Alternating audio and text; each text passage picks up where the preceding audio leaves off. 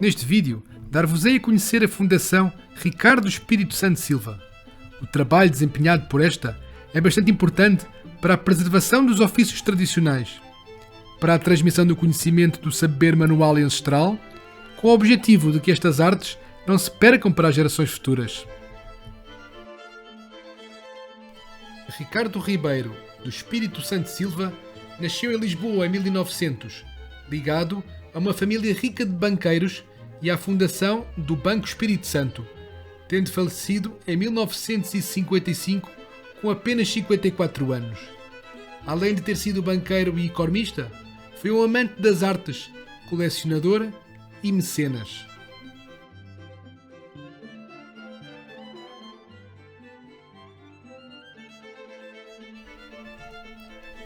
O edifício da Fundação Ricardo Espírito Santo Silva é constituído por dois corpos distintos, sendo que do lado esquerdo é o Palácio Azurara, o qual aproveita uma torre defensiva de época medieval e no qual se encontra atualmente instalado o Museu de Artes Decorativas. O corpo edificado, localizado à direita da torre, é o Palácio dos Condes de Castelo Novo, cuja pedra de armas se encontra a coroar a janela do piso superior. Atualmente estão aqui instaladas as oficinas da Fundação. O Palácio Azurara é um belo edifício de matriz seiscentista, localizado no Largo Portas do Sol, em Lisboa. Segundo registros históricos, em 1573 existia neste local 3 moradias, as quais aproveitavam a parte exterior da muralha como apoio. Ainda é possível, nesta área da cidade de Lisboa, observar-se vestígios desta muralha medieval, anterior à época da conquista da cidade pelas tropas de Dom Afonso Henriques, após o cerco, no ano de 1147. A torre medieval, que pertence à fachada do palácio e na qual ainda é possível observar uma cruz da Ordem do Templo, pertence a este período, assim como outros troços da muralha, como o existente no pátio das oficinas da Fundação. A fachada posterior do Palácio Azurara foi construída apoiando-se num troço de muralha localizado na área das Portas do Sol. Aqui em tempos se resgaria uma das portas de acesso ao casco medieval de Lisboa. De salientar o troço que ainda subsiste no Palácio Belmonte, edificado no século XV.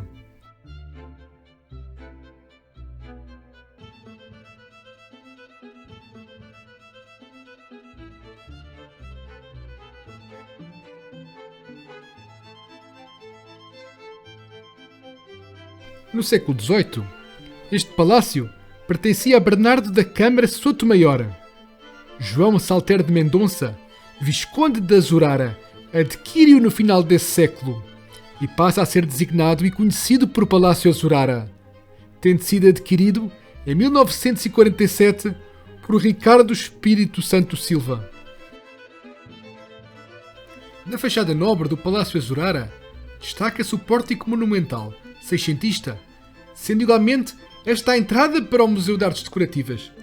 Em seguida, dou-vos a conhecer o seu interior, para que numa próxima visita a esta zona de Lisboa possam visitar a Fundação e o seu espólio museológico.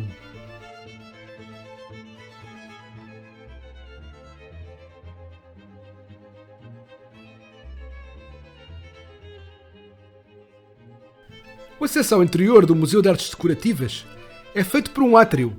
Neste, destaca-se a berlinda coupé dos Viscondes da Seca, feita em Portugal entre 1770 e 1780, em gosto rococó.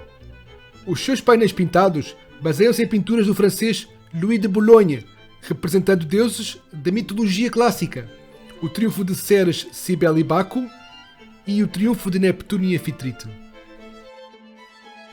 No átrio destacam-se igualmente painéis de azulejos do século XVIII, atribuídos a Nicolau de Freitas, representando cenas bíblicas, assim como um par de esculturas do século XV.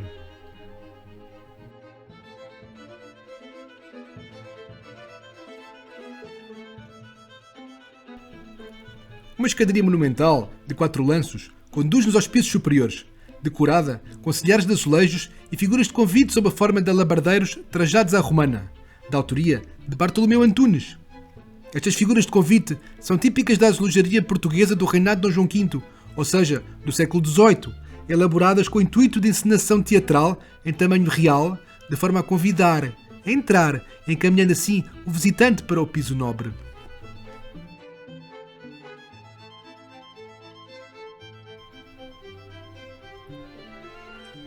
Entre o piso térreo e o nobre, encontra-se a Sala dos Chavões, onde se realizam eventos e exposições temporárias. Várias exposições têm sido realizadas pelo Museu de Artes Decorativas ao longo dos anos, como a de Desenha Sanguínea, com trabalho de Manuel José Pereira dos Prazeres ou Domingo António Sequeira. Outra, realizada pela Fundação, com peças próprias elaboradas nas oficinas, como este biombo de arte Nambã, inspirado nos biombos de arte Nambã trazidos do Japão no século XVI e expostos no Museu Nacional de Arte Antiga.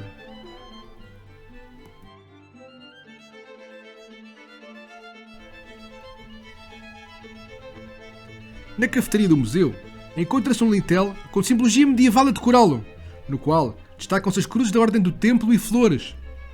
Através da cafetaria, tem-se acesso a um pequeno pátio com um poço, onde se localiza uma esplanada, para uma pausa ou para um momento de descontração durante a vossa visita à Fundação.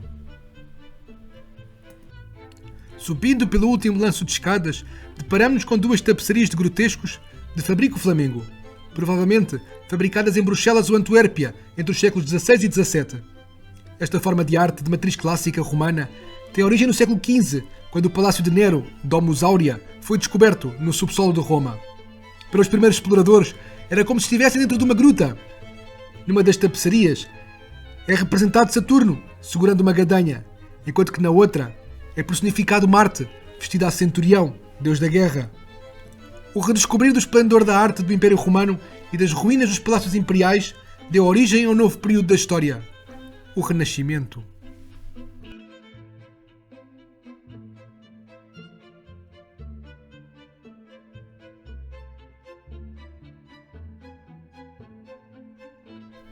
A porta de acesso ao Salão Nobre é coroada pela pedra de armas dos Viscondes de Azurara. O Salão Nobre é o principal compartimento do palácio e está voltado para o largo Portas do Sol. Encontra-se revestido a silhares de azulejos setecentistas e decorado com mobiliário indo-europeu. Talvez a peça mais interessante aqui patente seja a tapeçaria em lã e seda de cerca de 1510, tecida em Tournai, na Flandres, representando um exótico cortejo triunfal com girafas e gentes africanas, onde se destaca a fisionomia das personagens representadas, assim como a grande variedade de fauna patente, dando a conhecer ao continente europeu novos animais, sendo que, além da girafa, estão representados o elefante, o crocodilo e o leopardo, assim como nova flora. Ao fundo, ancorados numa baía, avistam-se navios, provavelmente de origem portuguesa. Esta tapeçaria é um importante testemunho, dando assim a conhecer a África, visitada pelos portugueses no reinado de Dom Manuel I. Também está aqui patente o retrato de Catarina de Bragança, rainha de Inglaterra, do século XVII, executado por Jacob Huysmans.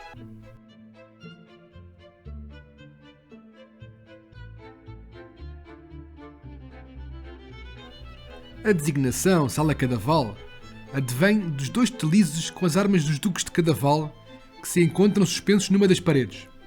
Estas peças eram utilizadas em festividades de corte, como cortejos ou touradas, cobrindo o dorso do cavalo quando levado pela mão e sem sela.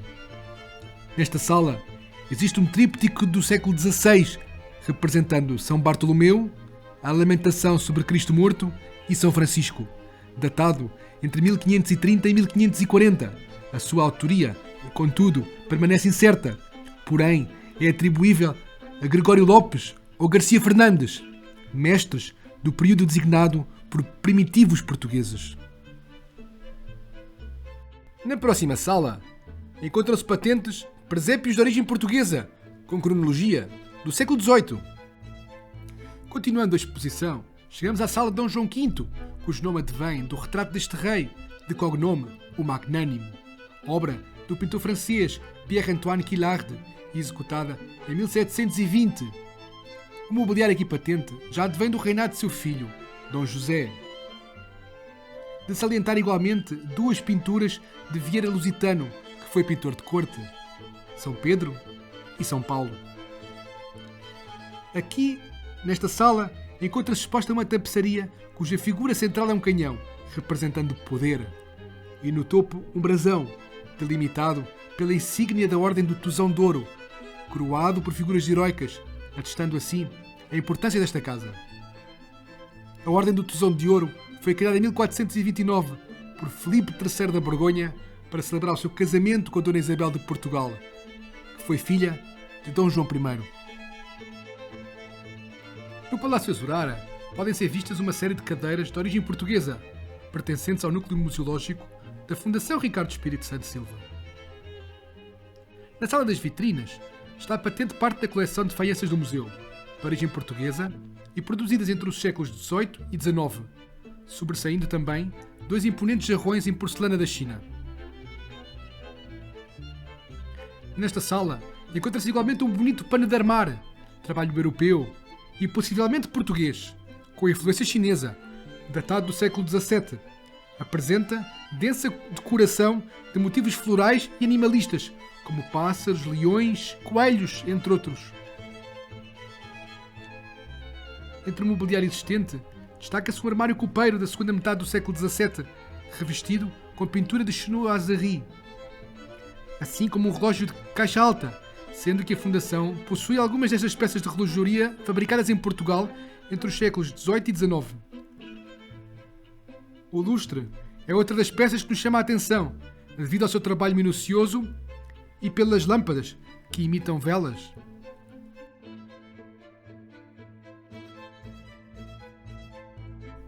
O quarto de Dom José é decorado com lambril de azulejos portugueses e as paredes são forradas a damasco encarnado, pretendendo representar o espaço íntimo das casas nobres portuguesas da segunda metade do século XVIII.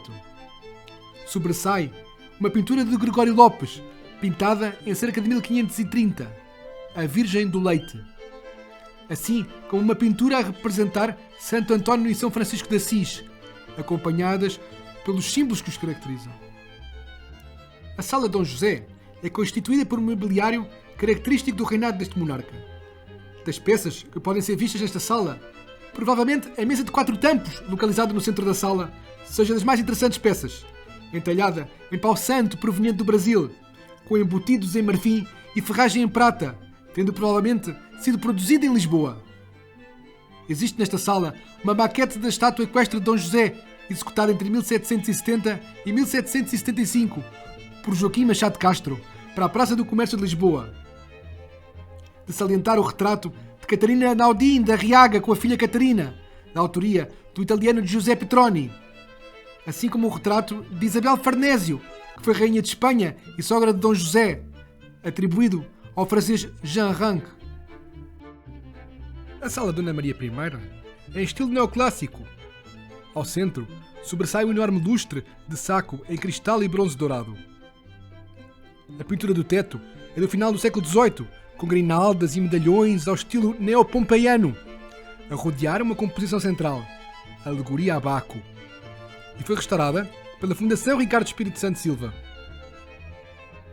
Entre as pinturas que decoram as paredes, destaca-se este guache de vista sobre a Torre de Belém, do francês Alexandre Jean Nouvel. Mobiliário, silhares de azulejos e trajes de época completam a decoração desta sala. A sala hexagonal foi assim designada devido à sua planimetria. Motivos ao gosto neoclássico decoram paredes e teto. A sala da música possui pintura decorativa ao gosto neoclássico, em que salientam até os capítulos coríntios. Este compartimento deve a sua designação à harpa diatónica em madeira, fabricada em Paris no final do século XVIII, na oficina de Pierre Krupp. Pinturas do século XVII, com cenas de mitologia clássica, Leda e o Cisne, assim como o mito de Prometeu, constituem parte da decoração desta sala. Subindo por umas escadas de madeira, chegamos ao último piso. Destaque para a sala de jantar, com teto em madeira pintado e ornamentada por silhares de azulejos datáveis entre os séculos XVII e XVIII. Do mobiliário que compõe a sala de jantar, ressalta um armário copeiro, a mesa de jantar e o conjunto de cadeiras com assentos e espaldares revestidos a couro. Sobre a mesa, há um conjunto de orivesaria de tipologias relacionadas com o serviço de mesa, como terrinas e salvas, assim como recipientes para bebidas exóticas quentes, cujo consumo se generalizou nesta época: o café e o chá. Da decoração da sala faz igualmente parte um relógio de caixa alta.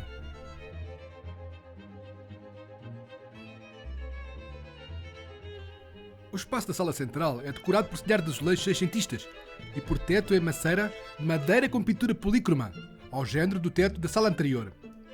Tetos em maceira caracterizam-se por terem uma zona plana central e planos inclinados para as paredes.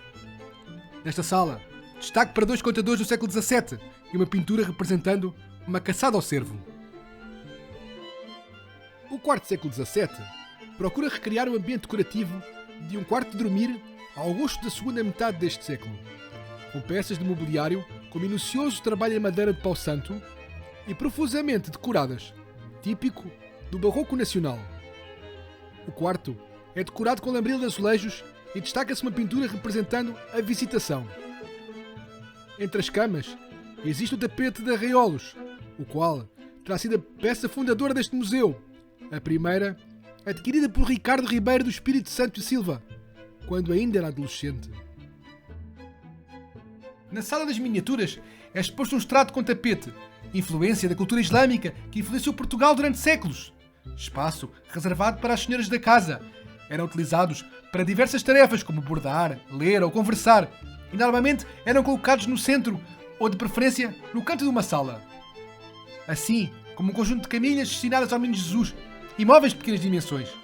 Nesta sala existe uma pintura a representar o Mosteiro dos Jerónimos com uma carruagem a passar em frente ao Portal Sul, o qual é uma das peças arquitetónicas mais elaboradas do gótico português e com traça de João de Castilho. Do topo do Palácio Azurara tem-se uma excelente vista sobre o Largo das Portas do Sol, podendo facilmente distinguir-se o Mosteiro de São Vicente de Fora e a Igreja de Santa Engrácia, igualmente designada por Panteão Nacional, assim como o Convento do Menino Deus e a Torre da Igreja de Santa Cruz do Castelo. As oficinas da Fundação Ricardo Espírito Santo Silva localizam-se no Palácio contíguo ao Palácio Azurara, o Palácio dos Condes de Castelo Novo, e estas são um museu vivo, onde mestres e formadores asseguram a continuidade das técnicas tradicionais e do conhecimento das matérias-primas, fazendo destas um centro de saber da transmissão de conhecimento, da arte de saber fazer. O acesso ao interior do Palácio dos Condes de Castelo Novo é feito através de uma escadaria de 3 lanços, de forma inicial em L e depois em U. No seu topo, o visitante é surpreendido com uma réplica da janela manuelina da sala do capítulo do Convento da Ordem de Cristo de Tomar. A planimetria deste edifício é constituída por 4 pisos com águas furtadas, como facilmente se observa pela fachada principal. As oficinas e escritórios da Fundação localizam-se no seu interior, as antigas lojas do piso térreo, assim como nas diferentes divisões dos pisos superiores, as quais estão separadas por longos corredores, onde ainda se observa a pintura mural nas salas e quartos, a cozinha com a sua lareira e louceiros, e uma capela com retábulo, no qual ainda se observa 2 putti no seu topo. Na parte posterior existe um pátio interno ao nível do primeiro piso, o qual se apoia na antiga muralha medieval da cidade. As oficinas da Fundação Ricardo Espírito Santo Silva estendem-se ao edifício contíguo do Palácio dos Condes de Castelo Novo, um edifício de 3 pisos, em forma de L e de cor amarela, com um pátio interior. A Fundação Ricardo Espírito Santo Silva é um centro de saber, dedicado tanto à conservação e restauro como à transmissão do conhecimento, da arte, de saber fazer. E por isso, vale a pena a sua visita. Essa é a oficina de passamanaria. Aqui nós usamos a arte de entrelaçar os fios, desde a tecelagem até outros trabalhos que utilizam os fios de alguma forma para fazer uma teia, para ele ter uma estrutura. É uma entrelaçar já é algo ancestral, né? Mas a passamanaria com toda essa sofisticação e luxo, ela vem lá pelo século XVI, XVII, que aqui começa. 15, 16, 17, por aí é que tem. Mas os pompons, as borlas, em geral, elas já vêm de tribos muito antigas. Portanto, é a adaptação que vai transformando.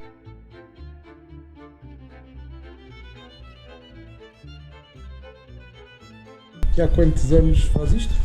A passamaneria em si eu passo 2 anos mais ou menos, mas eu vim da área do vestuário, da moda, estudei algumas coisas e fazia filmes na Roca.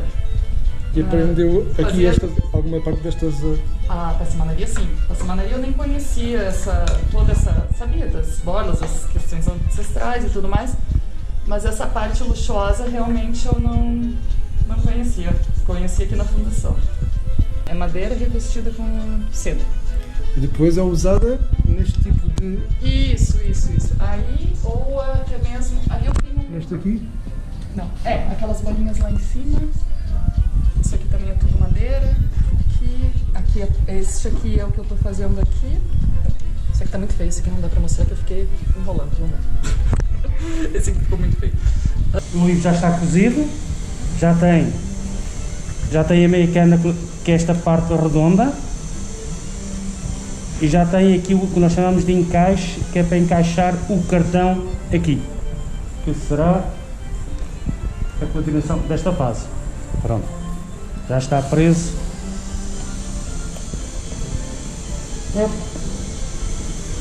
Esta fase já está devidamente a pele chifrada, já está semi-acabado.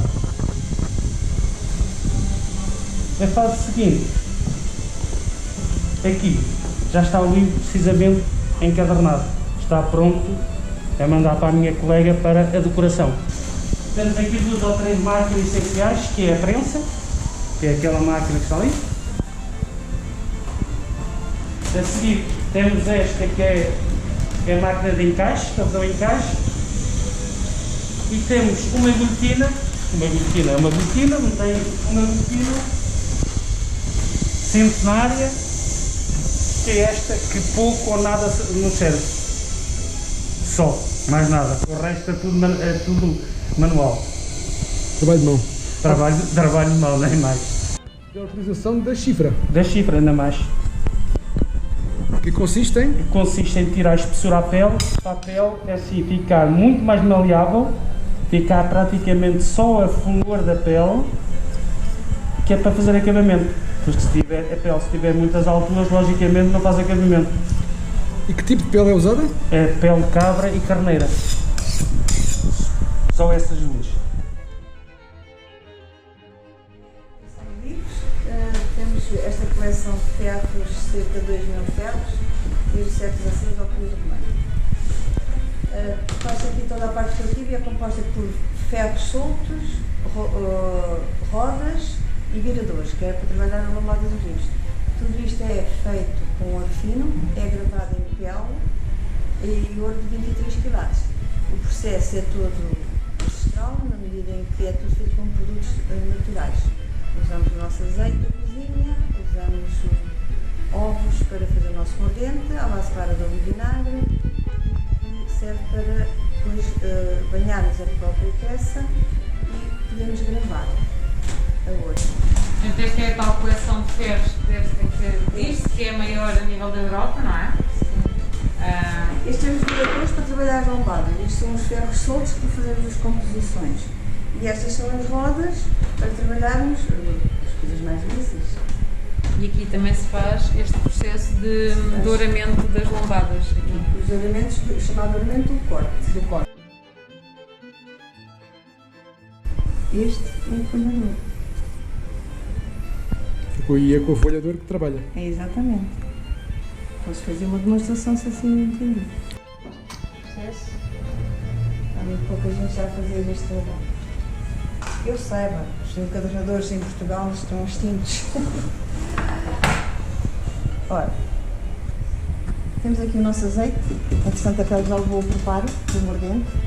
Temos o nosso azeite, que serve de cola para aderir o ouro. Cortamos a folha de ouro ao tamanho, mais ou menos da roda. Colocamos-lo aqui, onde bem ela deve, porque tem a gordura. Tudo o que é gordura é assim. Agora, a temperatura não deve estar bem. A face. Já viu como é que mede a temperatura? É com o dedo. Por Agora, isso é tão difícil passar este saber É que medo agora, aqui na água. Antes da pandemia, era como as nossas avós faziam com os ferros de engomar. Exato. Agora não, agora a pandemia tem que ser assim. Mas eu tenho é o hábito que a gente procura sempre uma maneira da gente. Não está. Tem que ser tudo aqui. Se quiser parar um bocadinho.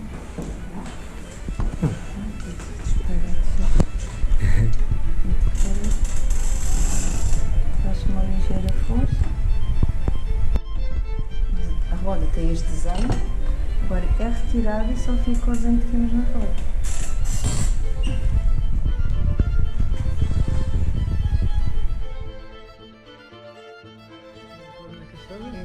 Pode girar a roda só um bocadinho, só de ver.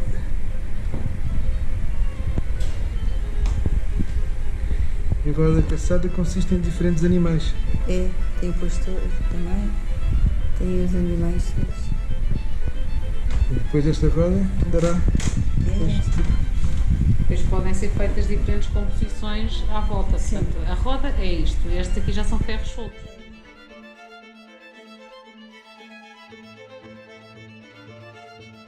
E todos estes embutidos são feitos também aqui? Sim, isto é a secção de embutidos. Estamos a fazer marcenaria, mas a secção é de embutidos. Os embutidos são fantásticos. Gosto muito da parte dos embutidos. Acho que é uma... Esta secretária foi ela embutida aqui nesta mesma oficina. Portanto, como vê aqui, esta já está polida, mas isto são fio a fio. Portanto, tira a tira de madeira é que foi colocado aqui, prensado.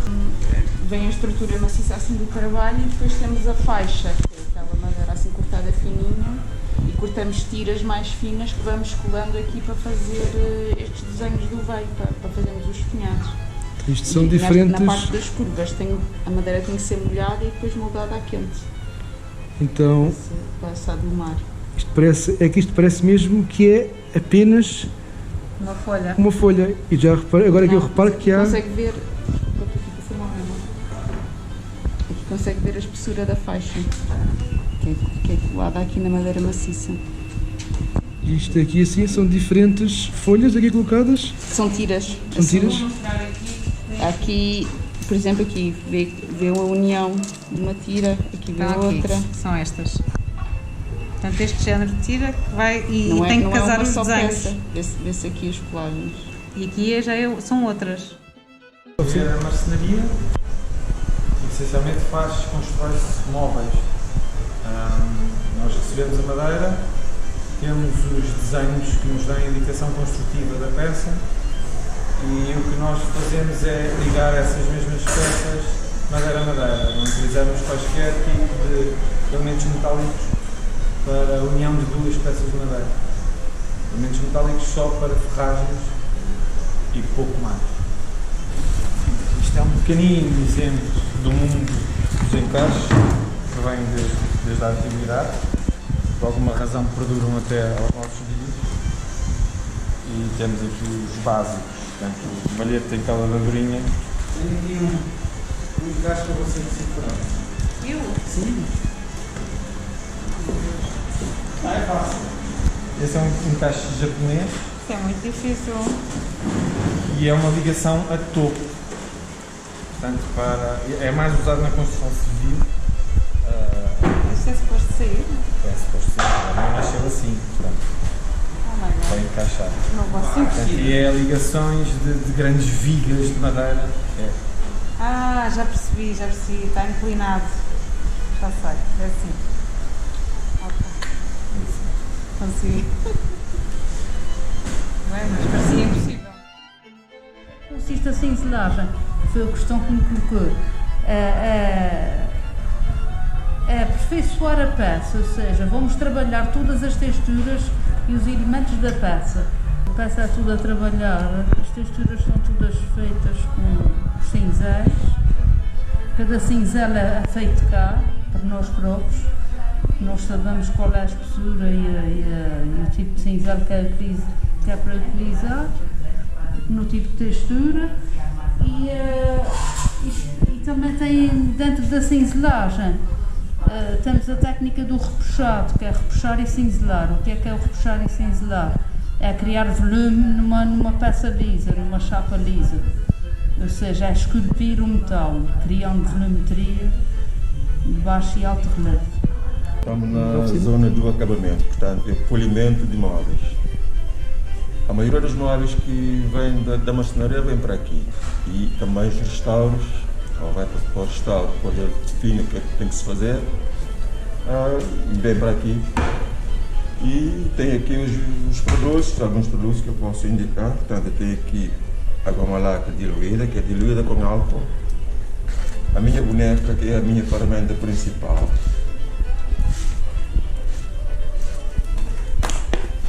Uma boneca grande. O que eu faço? Eu ponho o interior é lã, o exterior é flanela, é branca, mas como a goma vai lhe atingir. Portanto, eu jogo por aqui a goma e espremer,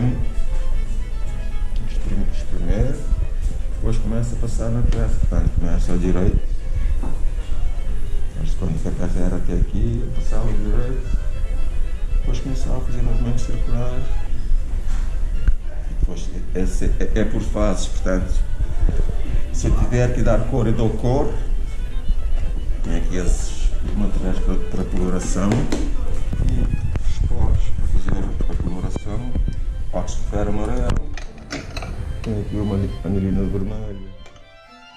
Após levar tanta cera, depois está seco, nós temos que ir passar com a escova.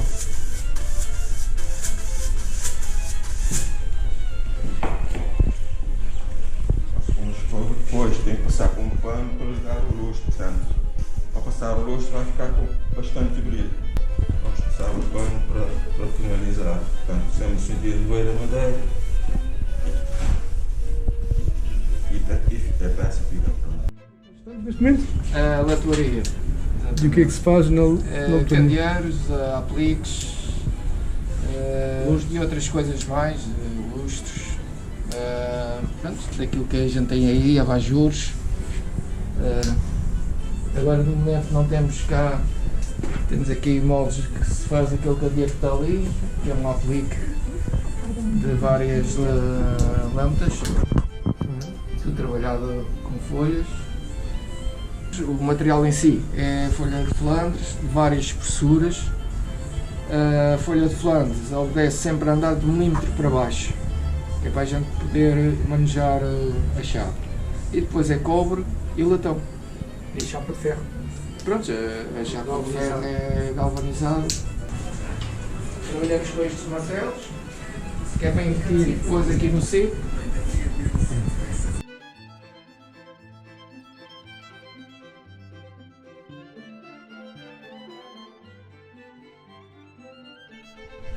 Vamos a fazer o douramento. Vamos fazer um restado.